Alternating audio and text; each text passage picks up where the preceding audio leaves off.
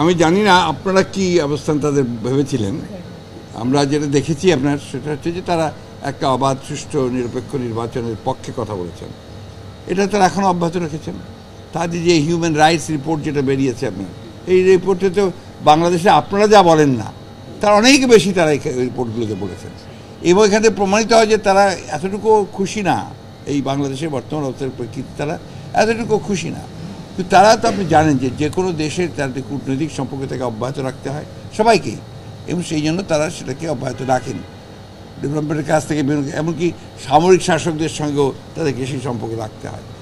আজকে বাংলাদেশের যে অবস্থাটা, সেই অবস্থার প্রেক্ষিতে তারা তাদের দেশের প্রয়োজনে যেটা উপকারী মনে করছেন সেটা করছেন, কিন্তু তা কিন্তু বাংলাদেশের জনগণের বিরুদ্ধে গিয়ে করছেন না। এর কথা আমাদের মনে রাখতে হবে। বাংলাদেশের সবচেয়ে বড় সমস্যা যেটা হয়েছে যে এখন যারা শাসন করছে, শাসক গোষ্ঠী, এরা মিথ্যার উপরে টিকে আছে, জনগণকে সারাক্ষণ প্রতারণা করছে, মিথ্যা কথা বলছে, মিথ্যার ডাটা দিচ্ছে, মিথ্যা তথ্য দিচ্ছে, এবং যারাই তথ্য আনতে যায় দেখবে যে তাদেরকে বন্ধ করে দিচ্ছে। আপনাদের সাংবাদিকদের তো বাংলাদেশ ব্যাংকে ঢোকাই নিষিদ্ধ করেছে। সবখানে একই অবস্থা, অর্থাৎ এরা পুরোপুরিভাবে মিথ্যার উপরে টিকে আছে। এই শাসক গোষ্ঠী, আওয়ামী লীগ শাসক গোষ্ঠী মিথ্যার উপরেই তারা টিকে থাকতে চায়। মিথ্যার উপরে কখনো টিকে থাকা যায় না, সামান্য দিন যায়, বেশি দিন যায় না। আমরা আবার আলোচনা শুরু করেছি।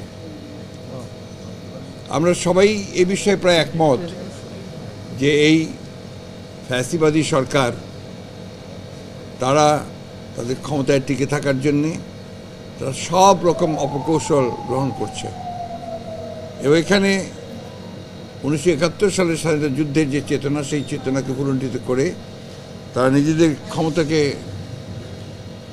নিষ্কণ্টক করার লক্ষ্যে তারা দেশের সমস্ত প্রতিষ্ঠানগুলোকে, গণতান্ত্রিক প্রতিষ্ঠানগুলোকে তারা ধ্বংস করছে, এবং একই সঙ্গে তারা রাষ্ট্রযন্ত্রকে ব্যবহার করছে, এবং গোটা রাষ্ট্রকে একটা একদলীয় রাষ্ট্র ব্যবস্থায় তারা নিয়ে যেতে চাচ্ছে, এবং একটা যে এটা করছে তারা সম্পূর্ণ একটা রাষ্ট্রীয় সন্ত্রাস সৃষ্টি করে। আজকে এই অবস্থার প্রেক্ষিতে তারা একটা নির্বাচন করেছে, যে নির্বাচনটা মানুষ বর্জন করেছে।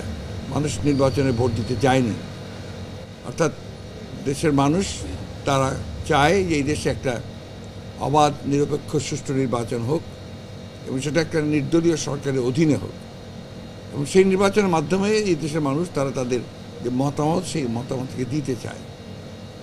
এই জন্যই আমরা রাজনৈতিক দলগুলো আমরা একসাথে হয়ে, প্রায় 63টি রাজনৈতিক দল আমরা একসাথে হয়ে দেশের মানুষের এই আশা আকাঙ্ক্ষা পূরণ করবার জন্য আমরা দীর্ঘকাল ধরে সংগ্রাম করছি, লড়াই করছি।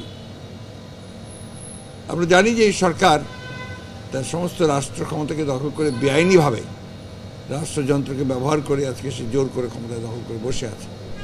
কিন্তু ইতিহাস বলেই যে এইভাবে জোর করে ক্ষমতায় দখল করে বেশি দিন টিকে থাকা যায় না। কিছুদিন হয়তো টিকে থাকা যায়, মানুষের কষ্ট হয়, তারা করছে এটা অন্যায়ভাবে নির্যাতন, নিপীড়ন, হত্যা, খুন, জখম করে আজকে তারা এই ভয়ে একটা ত্রাসের একটা আবহ সৃষ্টি করেছে, সেটা দিয়ে তারা ক্ষমতায় টিকে থাকতে চায়। আজকে তাদের দুর্নীতি, তাদের অনিয়ম, তাদের স্বজনপ্রীতি এমন একটা জায়গায় গিয়ে পৌঁছেছে যে এখন সবই সচেতন মানুষ যারা আছেন তারা সবাই বলছেন এটা একটা মাফিয়া রাষ্ট্রে পরিণত হয়েছে, এবং এই ক্ষমতাকে টিকিয়ে রাখার জন্য তারা নতুন নতুন নির্বাচনের কৌশল বের করে, দামি ইলেকশন করে, কখনো নিশিরাতের ভোট করে, আগের রাতেই ভোট করে দেয়, কখনো 154 জনকে বিনা প্রতিদ্বন্দ্বী ঘোষণা করে দিয়ে তারা ক্ষমতায় যায়। এই অবস্থায় তারা যাচ্ছে। সেই জন্যই আমরা আবারও এটা আলোচনা বসেছি যে আমাদের এটাকে একটু বিশ্লেষণ করা, এবং সেই সঙ্গে আবার ভবিষ্যৎ কর্মপদ্ধতিকে নির্ধারণ করার জন্য আমরা আজকে আলোচনা বসেছিলাম।